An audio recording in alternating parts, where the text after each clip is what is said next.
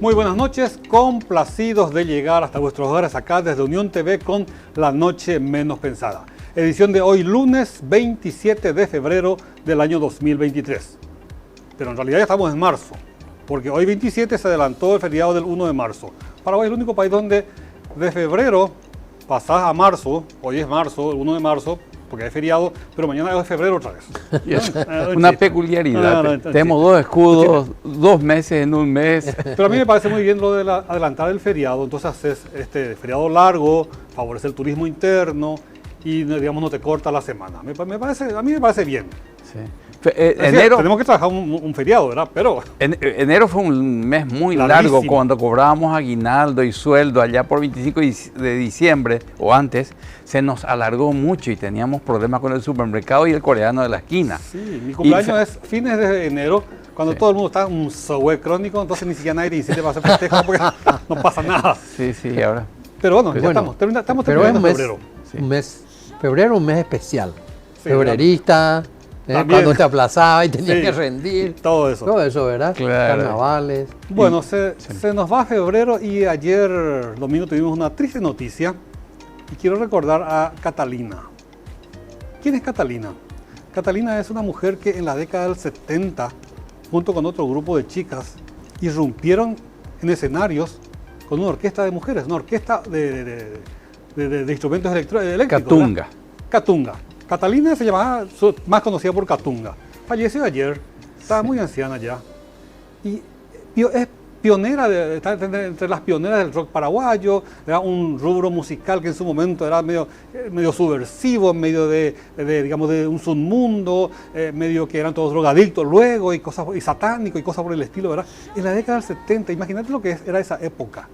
Tengo una pequeña anécdota que me gustaría compartir con ustedes y con la audiencia de La Noche Menos Pensada. Sí, de Catunga. A ver. Era el año 1981 u 80. Yo estaba trabajando en una agencia de publicidad llamada Estudio 1 y queríamos celebrar, la agencia quería celebrar su aniversario. Entonces, hablando ahí con la gente, ¿qué queríamos hacer? Queríamos hacer algo novedoso, raro, diferente. Y ahí surgió la idea de contratarla en una fiesta que era tradicional de la agencia, en el aniversario de la agencia, que se servían bocaditos típicos cuando sí, recuerdo. Y le contratamos todos, estuvimos contestes de común acuerdo en contratarla a Catunga. Su grupo se llamaba inicialmente Estrellas Femeninas y luego cambió por California. California, sí. California, y ella era conocida como Catunga. Ella era siempre guitarrista. Claro, como fui una de las ideas, que di la idea, fui el encargado de ir a contratarla. Sí. Yo recuerdo que había ido sobre la calle Artigas, que tenía su casa, Artigas casi Santísima Trinidad. La contratamos y la trajimos y causó furor porque era una orquesta exclusivamente de mujeres. Sí. Entonces era novedad, la gente que cuando se enteraba de que en la fiesta iba a actuar Catunga, venían y pedían inclusive lugares porque ya no había sitio en la oficina como para estar y causó furor. Tal es así que los medios se hicieron también eco de ese hecho. Y ahí la conocí a Catunga, realmente con música del momento, músicas modernas.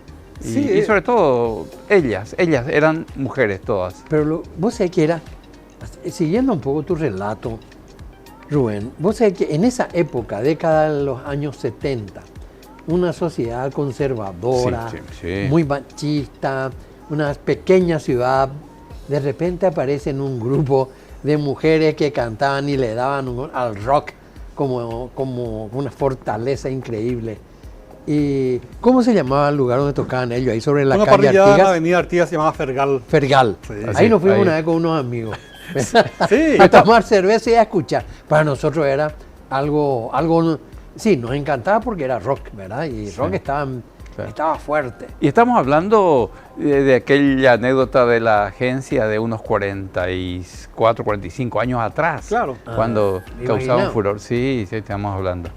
Yo nacía cuando eso también. Bueno, nuestro eterno reconocimiento a Catunga, a Catalina, sí, ¿verdad? Que ya ahora está tocando allá para los que ya se nos adelantaron. Sigamos avanzando. Vayamos al 1 de marzo. ¿Qué recordamos del 1 de marzo?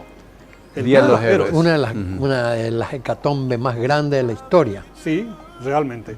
Y de ese tema vamos a analizar esta noche, y para ello tenemos ya en estudio acá la presencia del doctor César Cristaldo. Él es docente de la Facultad de Filosofía de la Universidad Nacional de Asunción e igualmente miembro de la Academia Paraguaya de la Historia. Vamos a hablar de todos los aspectos, y lógicamente infaltable, lopismo, antilopismo y todo ese tipo de cosas. Así que, si les parece, un breve corte para recibir al doctor Cristaldo. Muy bien. Enseguida regresamos acá desde Unión TV con La Noche Menos Pensada.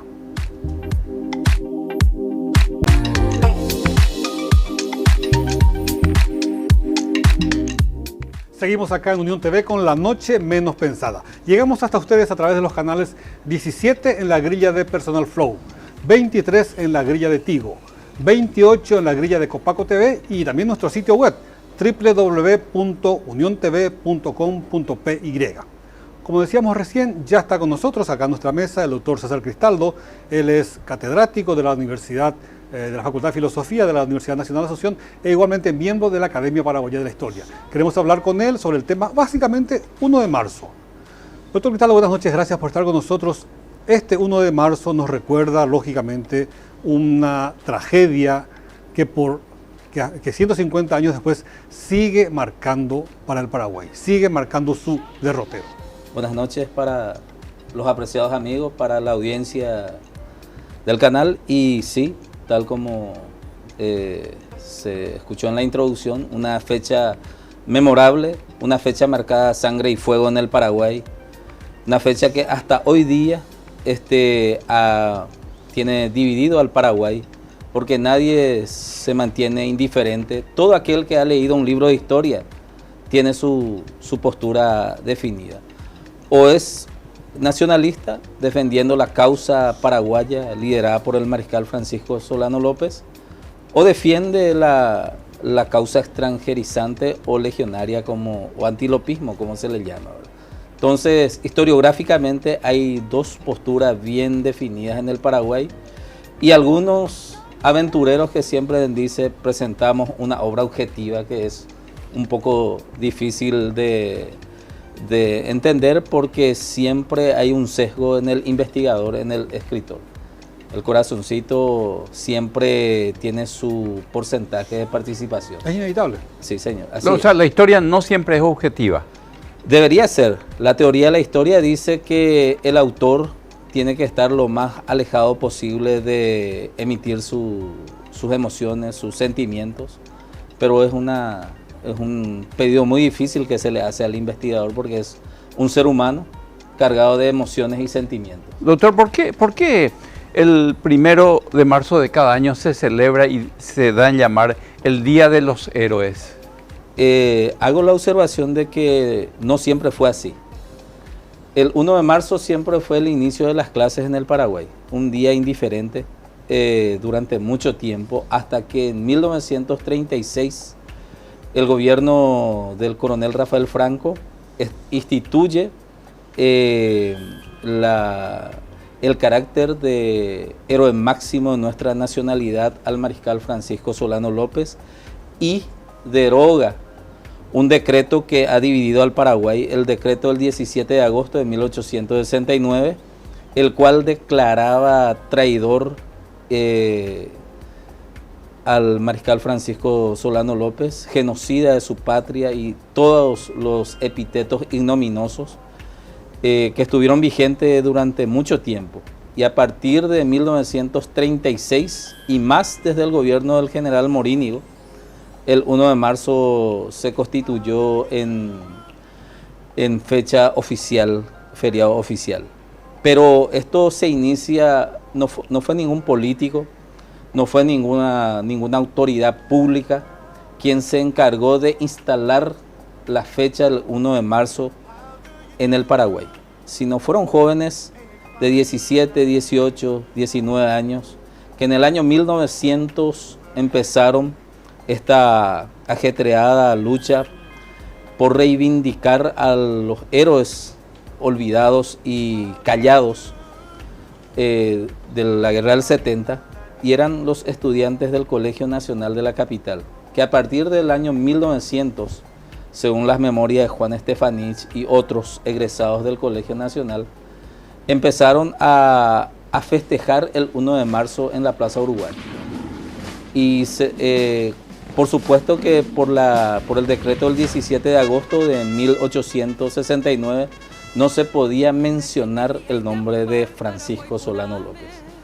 Al principio, como el centro estudiantil del Nacional de la Capital, que no se llamaba todavía 23 de octubre, empezaron a organizar los actos del 1 de marzo que terminaban a veces en detenciones de los líderes estudiantiles, hasta que los jóvenes se avivaron.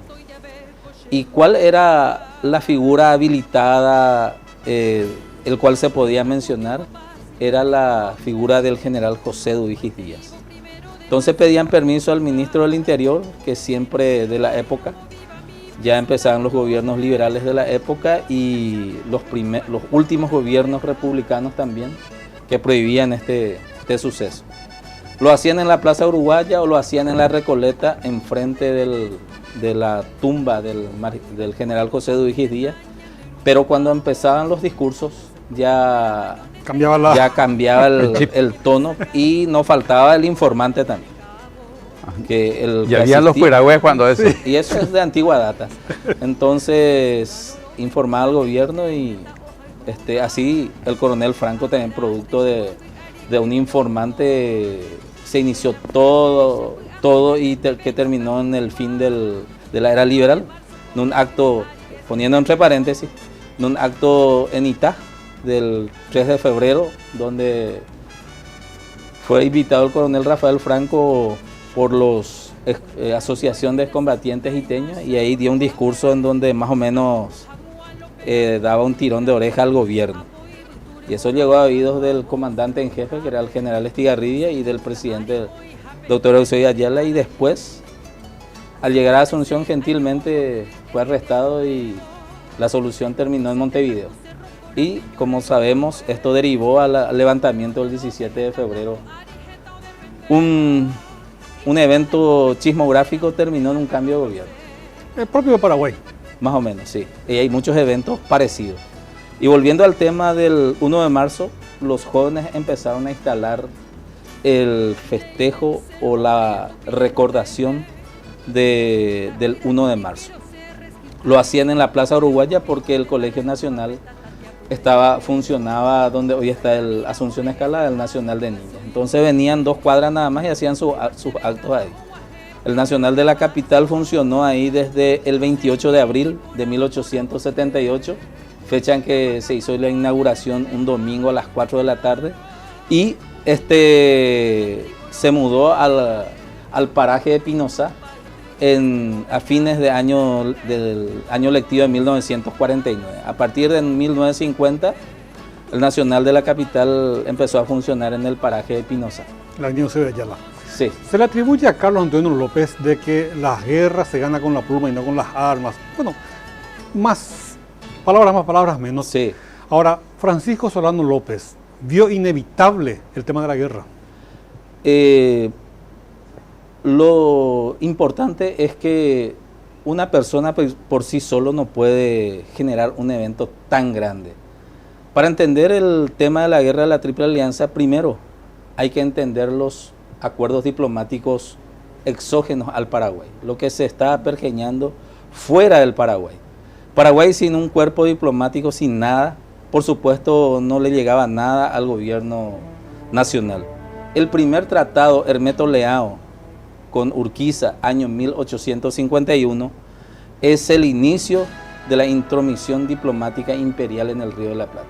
Para entender todo el devenir de la guerra de la Triple Alianza hay que partir de ese tratado de 1851, que tiene su consecuencia en la batalla de Caseros, donde Urquiza derrota a Rosas y nace la Confederación Argentina con lo que llama el historiador argentino revisionista José María de Rosas, el inicio de la diplomacia del Patacón, plata detrás de la diplomacia. Y eso lo escribe este politólogo brasileño actual, contemporáneo, Moniz Bandeira, Luis Alberto Moniz Bandeira, en su obra editada en el año 2008, La formación de los estados del Plata, habla de la diplomacia del Patacón y cómo el imperio del Brasil, con esa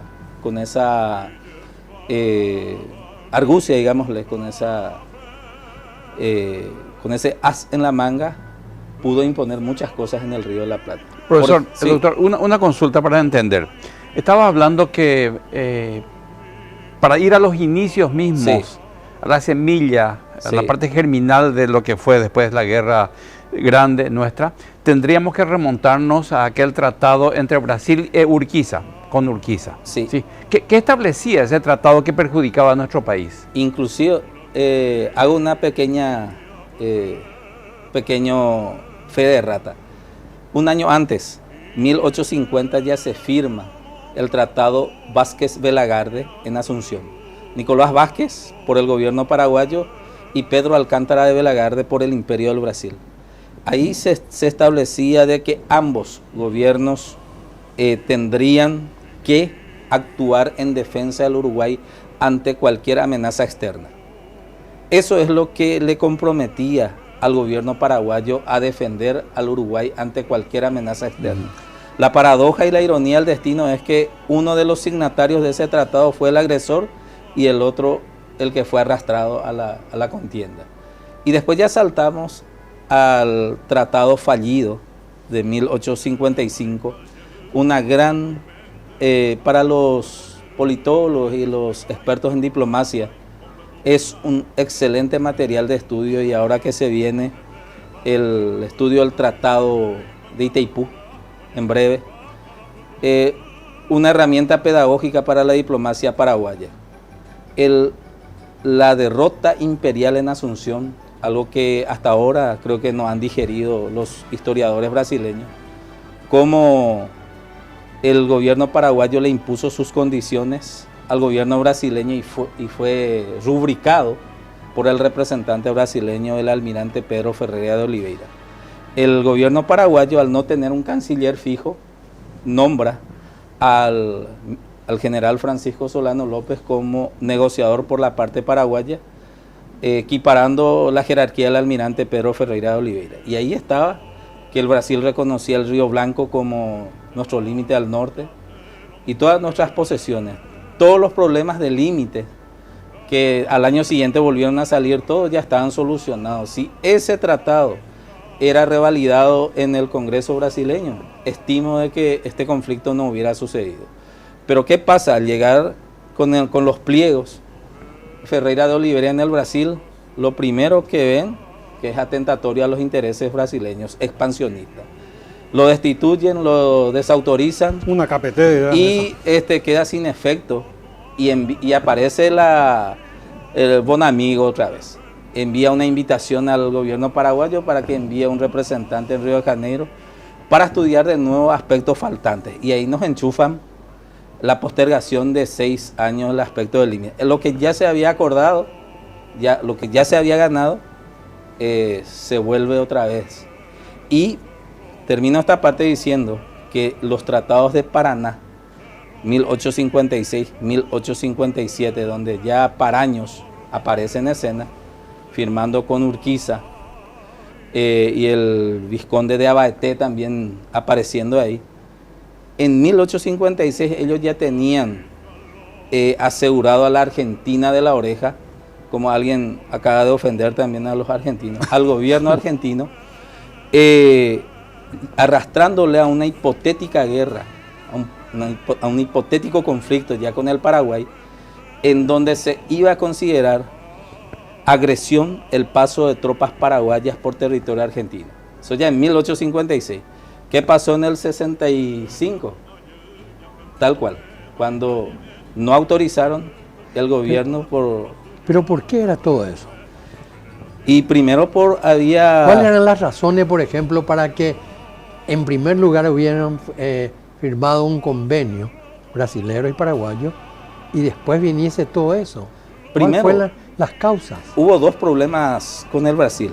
1850, los brasileños, sin aviso, fundaron una fortaleza, Fecho de Morros, o Pan de Azúcar. Y esto fue el gobierno paraguayo. ¿Dónde hicieron eso? Al norte, entre el APA y el Blanco, territorio considerado paraguayo. Entonces, una fuerza enviada a cargo del capitán Simeón Antonio Villamayor lo desalojó a punta de cañonazo a los brasileños de ese lugar. Nuevamente en un lugar llamado Las Salinas, en 1853, volvieron a fundar otro. Y fueron desalojados otra vez por la fuerza. Ese fue el inicio de la campaña de Mato Grosso de Paraguay. No. 10 años Eso antes, es 15 años, mucho antes. Mucho antes. Pero esto se fue solucionando diplomáticamente. Lo que estamos viendo un poco Los los antecedentes. Sí. ¿Por La qué penetración ese brasileña se dio siempre. ¿Por qué? Siempre, venían. Y después está el tema, el secuestro, que ahora el EPP y compañía. El secuestro ya fue planteado por un diputado da Ponte Duarte en el Congreso brasileño. Cuando Francisco Solano López estaba viniendo de la misión en Europa y tenía que quedarse en Río de Janeiro para que el tacuarí, el flamante tacuarí, se pueda recargar de carbón para llegar al Paraguay. Ahí surgieron, este señor planteó la posibilidad de que se le secuestre al emisario paraguayo para chantajearlo más o menos al presidente Carlos Antonio López. O aceptas esto y te liberamos al... Pero no pasó eso. No pasó. Pero está eso registrado. Bueno. Y gusto y te grande relato, profesor, pero tenemos que hacer una breve pausa. Enseguida regresamos acá desde Muy Unión bien. TV con La Noche Menos Pensada.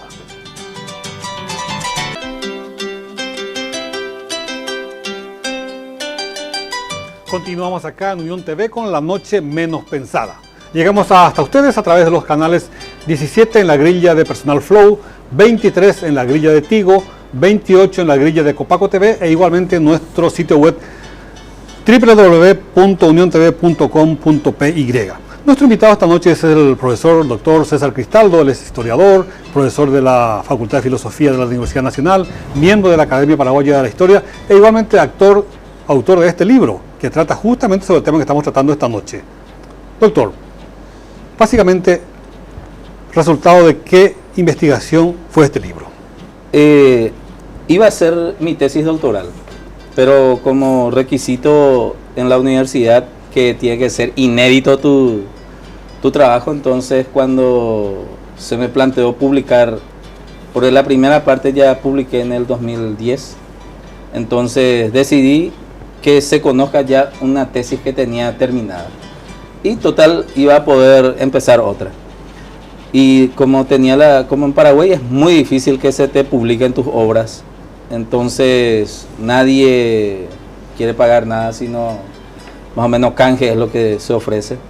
Entonces se me dio esa oportunidad y acepté que se publique y se conozcan mis obras. Y gracias a Dios, Francisco Solano López me llevó a París sin irme, ¿verdad? Porque ¿Cómo es eso? En el 2011 muchos intelectuales latinoamericanos y europeos debatieron sobre qué se publicaba en Paraguay en el año 2011, en el año del Bicentenario. Y entre eso estaba Francisco Solano López, quien analizó la obra, me caratuló y me gané el rótulo de estar entre la historiografía de ultraderecha del país. Entonces, de la corriente nacionalista. A 4 personas nos caratularon en aquel entonces. Para mí es una honra antes de que sea una ofensa, ¿verdad? Porque defender la memoria de aquellos que dieron su vida por el Paraguay, su sangre por el Paraguay, para mí es un honor. Aparte de que a los 16 años también yo hice mi juramento de vencer o morir al Paraguay en mi condición de todo varón paraguayo. Cumplí con la ley 569/75 también y soy excombatiente del 2 y 3 de febrero del 89. Entonces estuve a cargo de Carlos VII en aquel tiempo, razón por la cual mi punto de vista siempre va a estar hacia el lado nacionalista de la historiografía. Y bueno, en vez de que yo considere esa una ofensa para mí, yo creo que yo ni lo merezco que me pongan entre los nacionalistas, entre Oleari, Manuel Domínguez y otros mucho más grandes que yo, ¿verdad? Para mí fue algo inmerecido, muy grande ya. Entonces, y ¿Pero por qué pasó eso? ¿Hiciste algunos escritos, algo así? Y el anterior a esto. El anterior a esta. Yo siempre defendí utilizo parafraseo a don Gregorio Benítez, que escribió hacia 1902 en Defensa Propia, un libro en donde él manifiesta que el Paraguay tuvo que defenderse en el Río de la Plata, que la política del equilibrio del Plata era esencial para la existencia del Paraguay. Ahora, sí, señor. Yo entiendo nomás de que en las investigaciones históricas, ¿verdad? Hay que dejar un poco de lado el fanatismo y el deseo para poder ver, porque esos son como obstáculos que te hacen ver de una manera. Sí. Por eso es interesante siempre ubicar, ¿verdad?, los datos, los comentarios, que no sean exclusivamente paraguayos también, porque todos vamos a defender cierta parte, ¿verdad? Escuchar un poco también y analizar elementos que puedan hablar de otras cosas. Sí. No, yo no te estoy diciendo... Justamente allí, la base de mi bibliografía extranjera, los 4 referentes, 3 son argentinos y 1 es brasileño. Atilio García Melit, con su obra Proceso a los falsificadores de la historia del Paraguay, una obra de 2 tomos de la editorial Teoría, año 1957, del revisionismo argentino. José María de Rosas, también La Guerra del Paraguay y Las Montoneras Argentinas. Y el tercero es León Pomer, argentino, que dice La Guerra del Paraguay, un gran negocio. ¿Quiénes facturaron, quiénes ganaron con la guerra? La Rothschild, la Baring Brothers y sus prestanombres en el Río de la Plata. Y del lado brasileño utilizo Moniz Bandeira, Luis Alberto Moniz Bandeira, un politólogo académico. Y mi base bibliográfica es extranjera en casi su totalidad. Y en Paraguay utilizo a los testigos, Juan Crisóstomo Centurión, don Gregorio Benítez, Francisco Isidoro Resquín, gente que estuvieron ahí, ¿verdad?, y que lo vivieron. Entonces, utilizo. ¿Y eso de San Fernando qué pasó ahí? San Fernando fueron procesados y a las resultas del juicio fueron pasados por las armas más de 386 paraguayos. Sacerdotes inclusive. Inclusive, sí, acusados de traición a la patria. Creo que estaban parientes de él también. El hermano. El hermano fue. Sí, Benigno. Y el cuñado. El cuñado Saturnino Bedoya fue el primero. ¿Por qué? Y eso para entender si pasó o no pasó. En el año 1918 el padre José Acosta, confesor de doña Juana Paula Carrillo, de la familia López, publicó sus memorias y allí él acredita de que la conspiración para un cambio de gobierno existió. Y que él recibió la oferta para salir a las 10 de la noche hasta el puerto de Villeta, que un barco brasileño los recogería. Y entonces hizo caso omiso al secreto de la confesión en el ya después, él después de muerto se publicó eso, en 1918 se publicó eso. Y entonces él, más bien que antes de que sea confesión, muchos actos él lo presenció. La misma cosa, no solamente el padre Palacios, lo que pasa es que Benigno López hacía reuniones en varios lugares y le decía, ya llegó la hora, el mariscal parece que no tenemos noticia de él, parece que está prisionero, está muerto y llegó la hora de tomar una nueva decisión. Y Benigno era el factotum de todo esto. Lo que pasa es que nos faltaba alguien que quería comprobar si el mariscal en verdad cayó prisionero o estaba muerto o cuál era. Y la comunicación se cortó porque los brasileños habían llegado a Asunción, los 3 monitores que circunstancialmente sortearon las cadenas de del río. Sí, del río, porque hubo una creciente y quedó más o menos 1 metro abajo, y los monitores livianos que fueron construidos para el efecto, para los ríos, lograron pasar 3. Y eso se consideró como que Humaitá fue ya superada.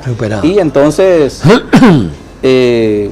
Benigno López, según las fuentes, decía que hay que ver porque tenemos que salvar nuestras vidas y nuestros bienes. Profesor, me gustaría saber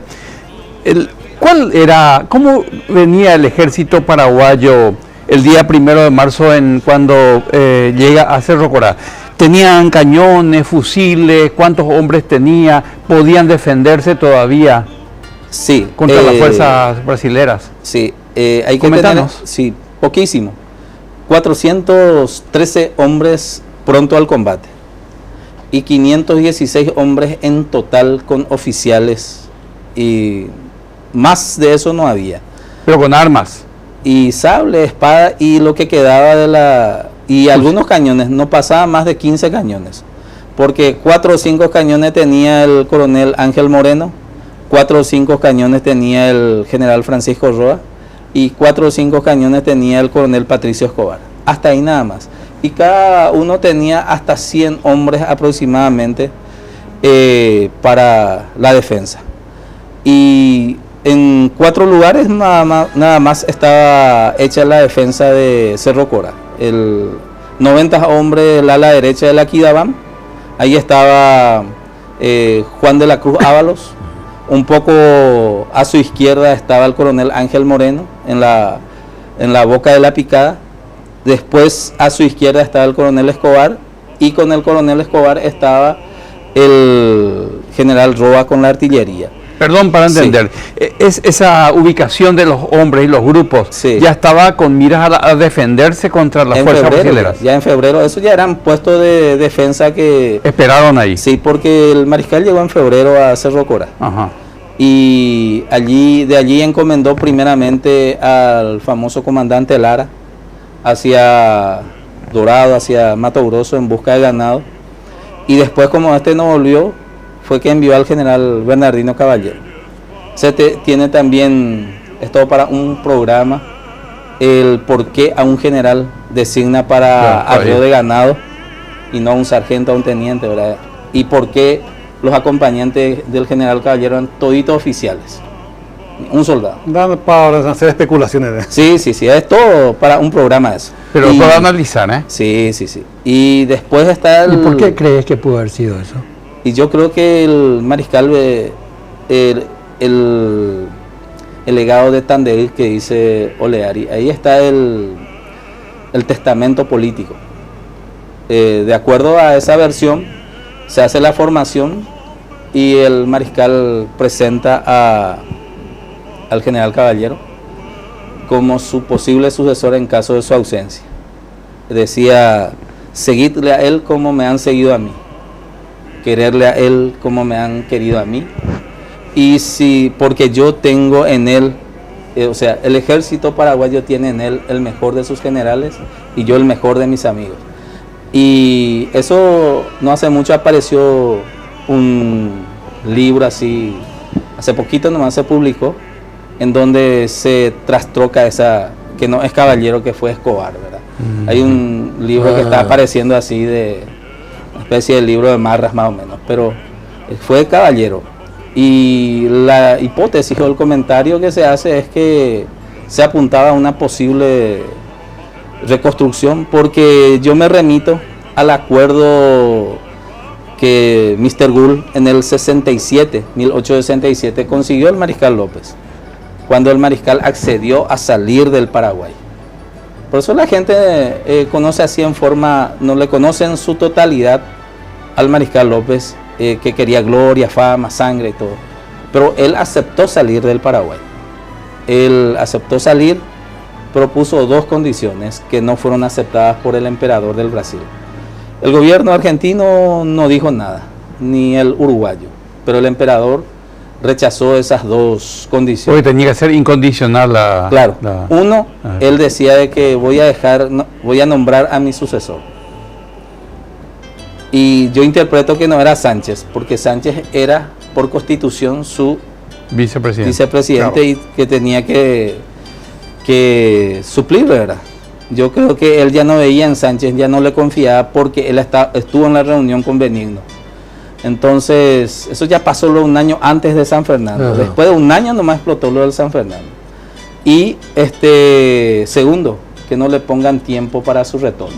Que cuando él considere propicio, volvería al Paraguay. Eso fue después, ya te acordás. Después, 1867, George Frederick Gould, encargado de negocios británicos en El Plata, consiguió subir hasta Paso Bucú, se entrevistó con el mariscal López y trajo una propuesta de paz. Y el mariscal aceptó la propuesta del encargado de negocios británico.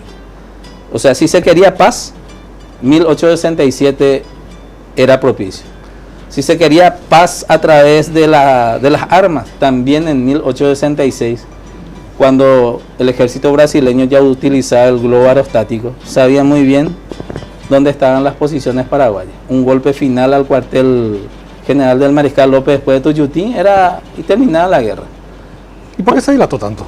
Y ahí está otra hipótesis también. Sí. Está la hipótesis de que había gente que tenía que ganar con la guerra. Con la guerra, ¿verdad? Vendiendo mercadería, armamento.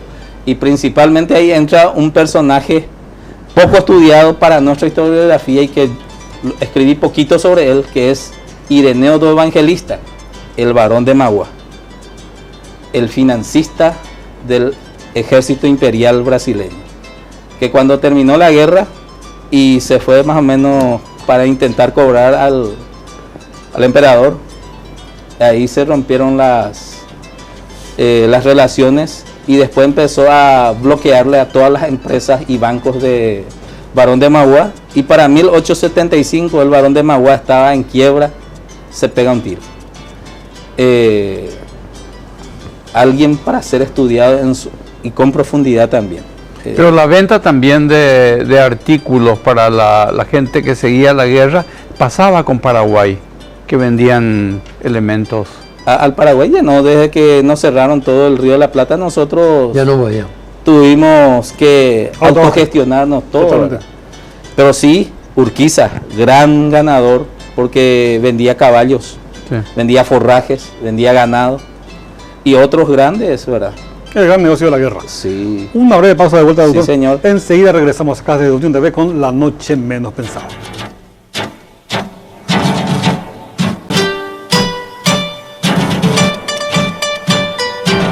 Seguimos acá en Unión TV con La Noche Menos Pensada. Nuestro invitado esta noche es el doctor César Cristaldo, historiador, profesor de la Facultad de Filosofía, miembro de la Academia Paraguaya de la Historia. Estamos hablando del 1 de marzo. El 1 de marzo de 1870, ya López y su ejército estaba ya hacia Cerro Corá. Acá en Asunción ya se restableció, entre comillas, por decirlo así, era la gente que no estaba a favor de la guerra ya se instaló en Asunción. Sí. Inclusive se publicaba un diario. Se publicó la muerte del mariscal 10 días después, el 10 de marzo. Bueno, la época no había nada de tecnología, lógicamente. Pero el 1 de marzo de 1870, doctor Cristaldo, Paraguay estaba aniquilado. Sí. ¿Por qué Argentina y Brasil no se repartieron Paraguay? ¿Qué pasó para que, digamos, felizmente nos hayamos mantenido como república? Casi. Sí. Porque en 1875 ya hay un personaje nefasto que lamentablemente el amor a veces te vuelve ciego a las personas, pero doña Asunción Escalada, la gran maestra, justamente ella abrió la Escuela Central de Niñas el 1 de octubre de 1869 y después le conoce a alguien acá, alguien potable entre los pocos varones que quedaba, a Jaime Sosa. Coincide en su Sosa Escalada, creo que era su segundo apellido, pero Jaime Sosa. Jaime Sosa en el futuro era un prominente político. En 1875 él firmó un tratado que casi cercenó a la mitad por el Paraguay, el famoso Tratado Sosa-Tejedor. Sí.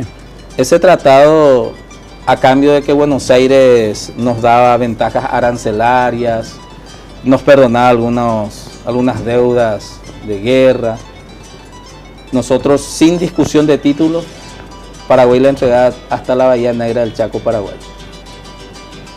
Y eso era tácitamente para que el Brasil se apropie de la región oriental.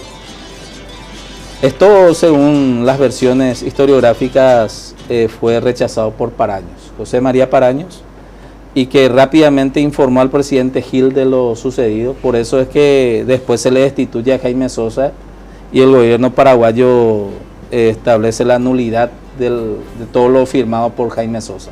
O si no, no hubiera habido el laudo de Ayes, Claro, porque claro. ya Claro. el Chaco iba a ser entregado in totum al gobierno argentino. O sea, se dividían directamente. Y nosotros hablábamos en portugués ya prácticamente. Y probablemente, a pesar de que a muchos les gusta hablar el tema de carnaval y compañía, fácil iba a ser eso. Iba a ser Sí. el comienzo. Sí, a los paraguayos parece que nos resulta más fácil ponernos la camiseta de Neymar que de Messi, ¿verdad? Pero Sí. entonces, para el 1 de marzo, volviendo al tema, yo creo que la famosa frase, la copa está servida, es preciso de verla, se cumple ahí, porque él tenía ofertas de que se le pueda esconder. Los indios cainguás llegaron y se ofrecían al mariscal para llevarle, Sí. y no aceptó él, ¿verdad? La misma cosa cuando... Eso en Cerro Corá estamos Cerro Corá. hablando. Ujú. La misma cosa cuando el 24 de diciembre en Itaguaté el duque de Caxias envía un parlamento y le exige la rendición al mariscal para evitar más derramamiento de sangre. Y ahí el mariscal le presenta la nota a sus principales oficiales. Ese era de doble sentido, por el que decía sí por la rendición y a ser fusilado por cobarde. Y nadie habló, uno solo habló, que fue Silvestre Aveiro, coronel Aveiro. Uno solo, el resto, el Ok. silencio te garantiza la existencia. Y Aveiro le dijo, señor, le dijo, excelencia, lo que usted decía, nosotros apoyaremos a pie firme. Y se rechazó la intimación de rendición. Y la misma cosa ya después en Cerro Corá, ya allí ocurrió algo terrible, porque de acuerdo a los especialistas en geografía, un lugar inaccesible en la época, cómo los brasileños llegaron ahí, igual que Ubicuy, sin un paraguayo de por medio, sin un vaqueano, no iban a llegar. Y la historiografía le pone el triste rótulo al coronel Carmona como el vaqueano que se ofreció a... Por eso es que en la guardia del Paso Tacuara caen ellos sorpresivamente, no pudieron disparar un solo tiro.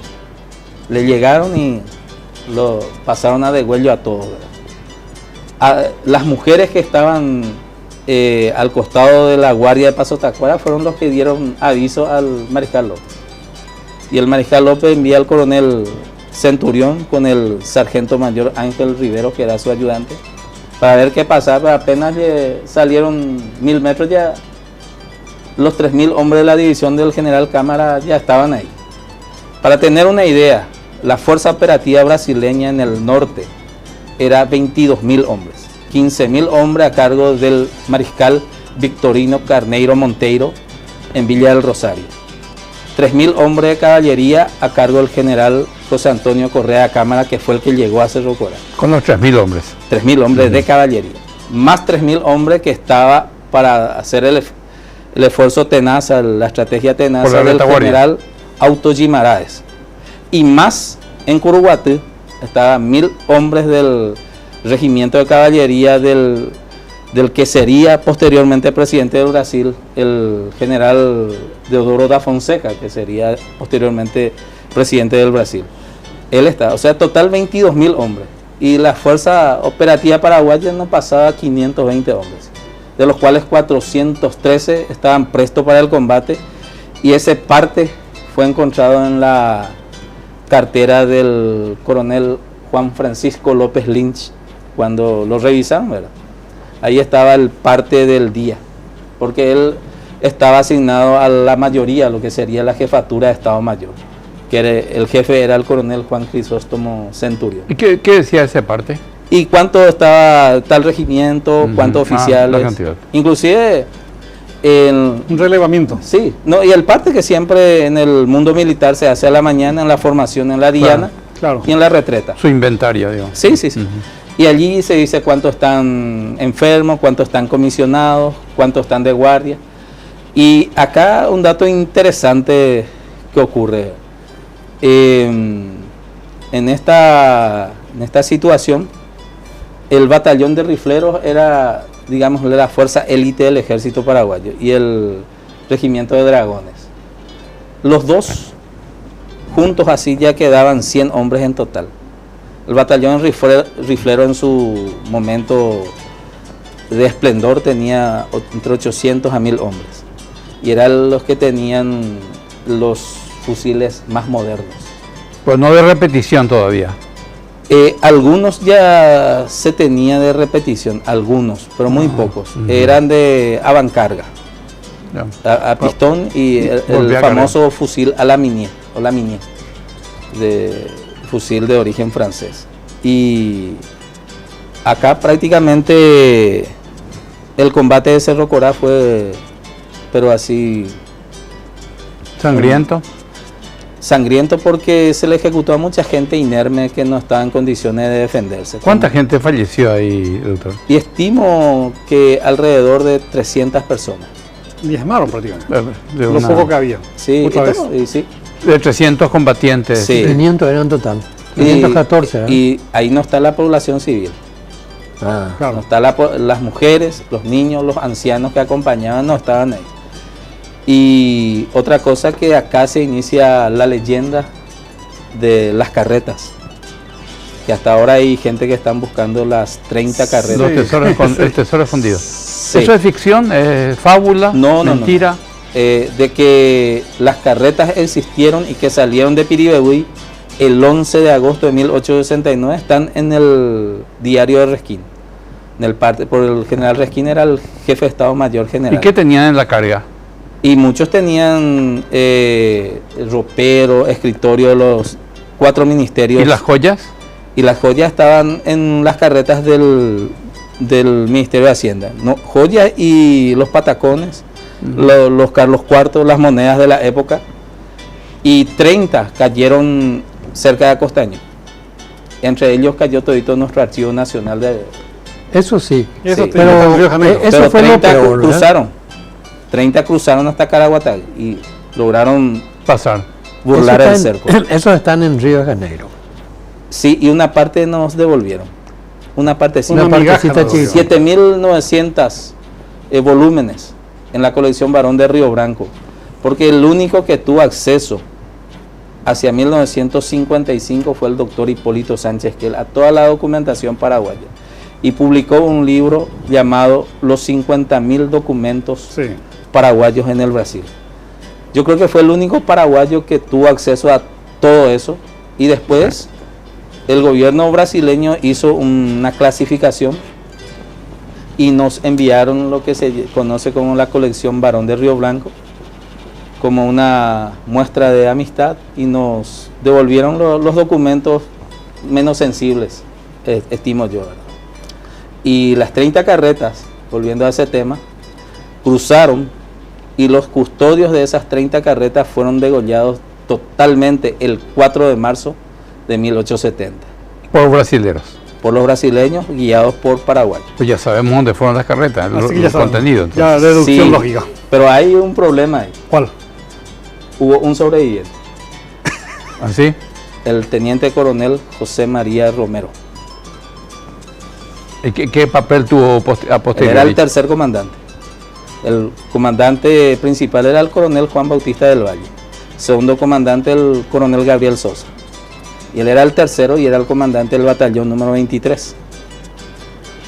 Y ellos, esta división tuvo en Cambacibá, y el Río Verde y Cambacibá tuvieron su último combate así, que está registrado en el libro de Resquín. Y después ellos ya se ocultan. Pero hay una carta del 25 de febrero del mariscal López al coronel del Valle que le exige que apresure la marcha para llegar a Cerro Corá. Y le dice el coronel del Valle: Excelencia, no soy un desertor ni un traidor, pero no voy a poder cumplir su orden, porque los bueyes han sido faenados para consumo de la tropa y no tenemos forma de mover las carreras. Y del Valle era un ignorante era un hombre que estudió en el London King College, egresado del Colegio Real de Londres. Doctor Cristaldo, ya se nos va el tiempo, pero ustedes, hay mucha fantasía, y se escuchan, todavía hemos escuchado, Mucho, ¿verdad? mucho. Pero de todas maneras, ustedes los historiadores acceden a situaciones básicamente que se pueden demostrar y comprobar. ¿Tenés algún recordatorio jocoso, picaresco, un poco para redondear, para cerrar nuestro programa? Y justamente ahora, por ejemplo, estoy en busca de demostrar el hijo 14º del Mariscal López. Me falta un documento 14º. para hacerlo público. ¿De cuántas madres? Con Elisa tuvo 7. Juan Francisco, Corina Adelaida, Carlos Honorio, Federico Morgan, Miguel Marcial, Leopoldo y salté uno. Y con Ana Carreras tuvo a Rosita y un varoncito que es el que pretendo encontrar. Y con Juana Pessoa tuvo a Emiliano Víctor, José Félix y Adelina. Y con María Asunción Carrillo tuvo a Jesús María y Alejo. Hay que poblar el Paraguay. La que salió grosa fue Pancha de Armendia. Sí, esa es otra. Bien, gracias doctor por tu presencia esta noche. A las Nos órdenes. ilustraste muchísimo y te agradecemos infinitamente. Un mensaje nada más Sí. para terminar. A los jóvenes se le intentó meter el odio del vencedor a través de los libros, a los jóvenes que estudiaban en la posguerra, en las escuelas y en los colegios incipientes del país. Pero ellos fueron los que se dieron cuenta cómo le mostraba a los excombatientes lo que se le enseñaba en el colegio. Así ellos empezaron a rebelarse contra la imposición cultural, porque todos los textos eran argentinos que se usaban en las escuelas paraguayas. Y uno de los grandes maestros que se rebeló contra eso fue Ramón Indalecio Cardoso, el gran pedagogo paraguayo que fue olvidado por sus propios correligionarios también. Bien, muchas gracias doctor. Ha sido todo por hoy. Será hasta el próximo jueves a las 21:30 cuando regresemos desde Unión TV con La Noche Menos Pensada. Hasta el jueves.